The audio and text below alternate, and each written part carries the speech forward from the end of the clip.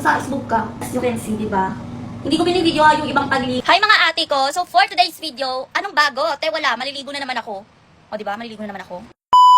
Kung nag-post na nga ako, nagumamit ako ng hair mask, yung sa You So Fine. And ate, sobrang nagustuhan ko siya. Ilang araw na naman akong hindi naligo kasi sobrang lambot ng buhok, hindi ako naliligo, te. Kaya ayan, naglalagitik na naman ako sa lagkit. So guys, yung buhok ko lang hindi ko nililiguan. Baka isipin nyo pati yung katawan ko, hindi ko nililiguan. Nililiguan ko. Guys, kung makikita nyo man din, di ba? Sobrang nala ako gumamit ng hair mask talaga kasi sobrang kapal ng buhok ko.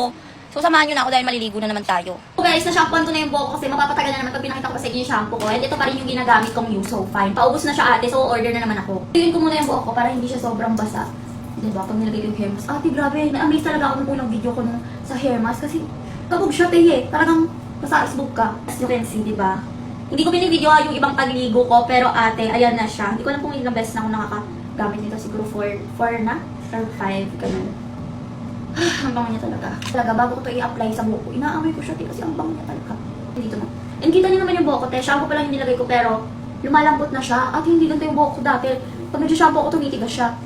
Kita niyo, di ba? O, para ulit ako nagpariban. Pero hindi ako nagpariban, te. Consistent lang ako sa paggamit nito. Ako din, every other day. Diba? Ngayon, mag-shampoo ko, tapos bukas, liligo ko, hindi. Hair mask lang, tapos kinabukasan may shampoo, ganun. Hindi ko inaaraw-araw yung shampoo kasi baka mag-damage yung hair ko. Nababa yung buhok ko. Diba? Tapos na ako mag-sabon and then naalawin ko na yung hair ko.